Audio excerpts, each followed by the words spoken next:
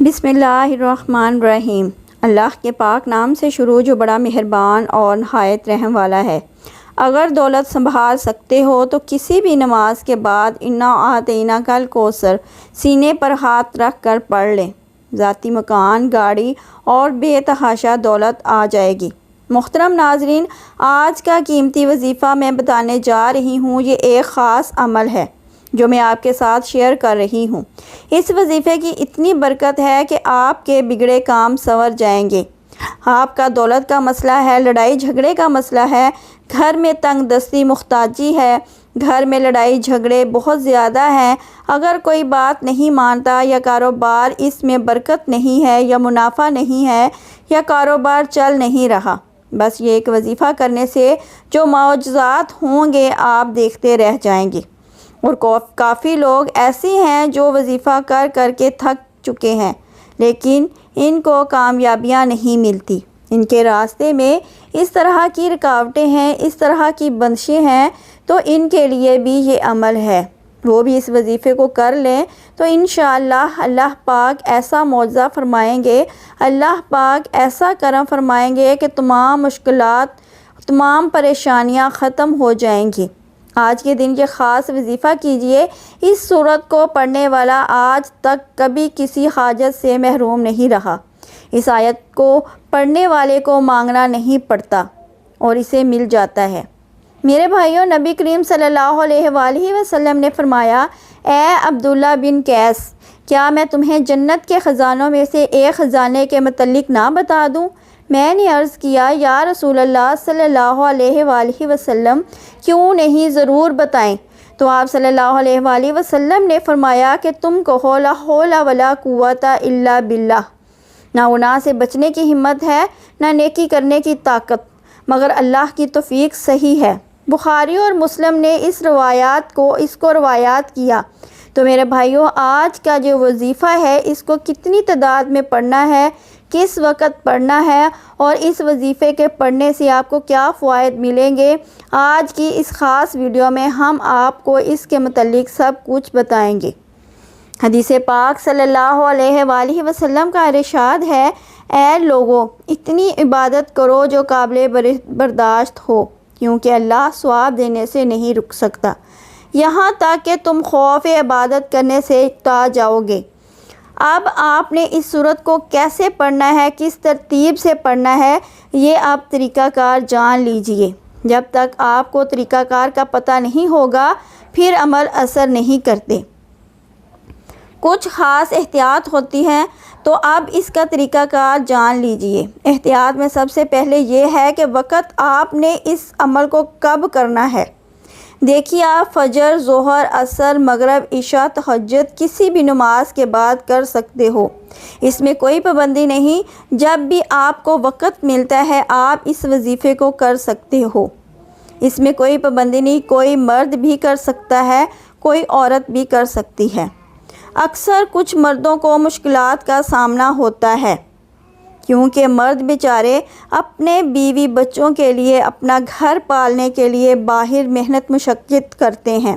اسی طرح کچھ عورتوں کو بھی بہت سے مسائل ہوتے ہیں، وہ بھی اس عمل کو کر سکتی ہیں اور لازمی کریں تاکہ آپ کی زندگیوں میں آسانیاں آئیں۔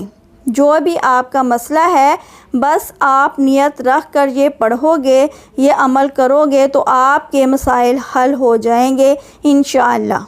اس وظیفے کی برکت سے اللہ پاک کی خصوصی رحمت ہوگی۔ عورتیں اس کو خاص ایام میں بھی کر سکتی ہیں، اس میں بھی کوئی پابندی نہیں ہے۔ اگر پہلے آپ کوئی عمل کرتے ہیں، کوئی وظیفہ کرتے ہیں، کوئی تسبیح کرتے ہیں، اس کے فوراً بعد بھی اس عمل کو کیا جا سکتا ہے، اس میں بھی کوئی پابندی نہیں ہے۔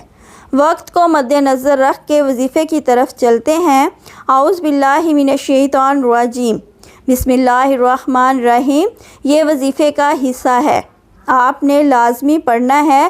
اس کے بعد آپ درود شریف پڑھیں گے، ایک بار میرے ساتھ بھی پڑھیے، اللہم صلی علی محمد وعلی آل محمد کما صلیت علی ابراہیم وعلی آل ابراہیم انک حمید مجید۔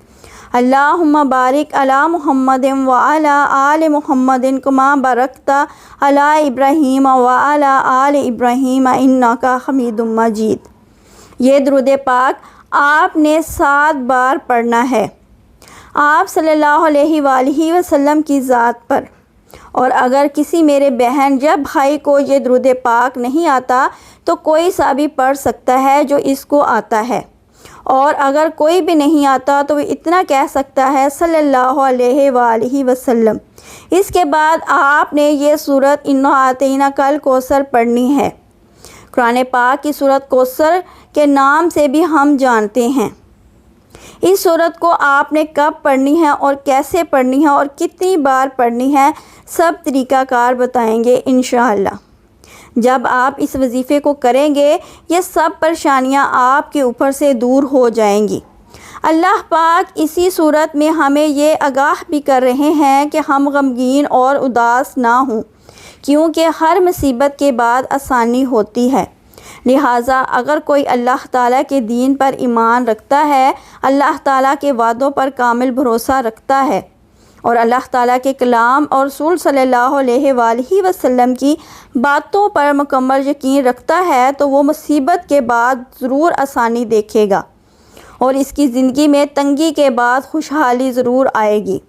آپ نے اس سورت کو صرف 21 بار سینے پر ہاتھ رکھ کر پڑھنا ہے، اچھی طرح پڑھنا ہے، اور جب آپ اس کو پڑھیں گے آپ کے ذہن میں آپ کے مقصد ہوں، جو آپ کے لیے مشکلات بنی ہوئی ہیں، جو آپ کی حاجتیں ہوں، آپ یقیناً اسی نیت سے ہی کریں گے کہ آپ کے تمام مسائل دور ہو جائیں۔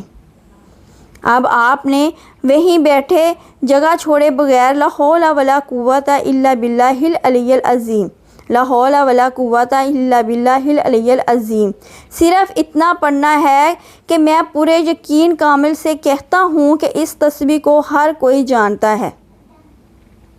لا حول ولا قوت الا باللہ کا مطلب ہے، حضرت عبداللہ بن مسعود رضی اللہ تعالیٰ فرماتے ہیں کہ لا حول ولا قوت الا باللہ کو میں نے رسول اللہ صلی اللہ علیہ وآلہ وسلم کے سامنے پڑھا تو آپ صلی اللہ علیہ وآلہ وسلم نے فرمایا، اس کا مطلب جانتے ہو کہ کیا ہے؟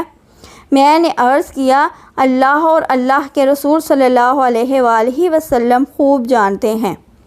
آپ صلی اللہ علیہ وآلہ وسلم نے خود ہی ارشاد فرمایا، اس کا مطلب یہ ہے کہ گناہ سے بھرنے کی طاقت نہیں مگر اللہ کی حفاظت سے، اور اللہ کی عبادت کرنے کی قوت نہیں مگر اللہ کی مدد سے۔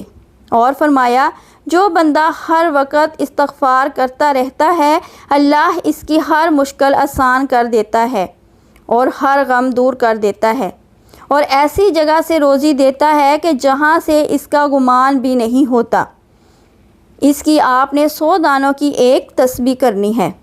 اس کے بعد آپ نے دعا کرنی ہے، سبحان اللہ، یا رب کریم، یا اللہ، آپ کو اپنے شانی کریمی کا واسطہ ہم گناہ گاروں پر اپنے گھر کے دروازے بند نہ کر۔ ہم سیاہ کار ہیں لیکن ہیں تو تیرے ہی بندے، تیرے سوا ہمارا کوئی سہارا نہیں۔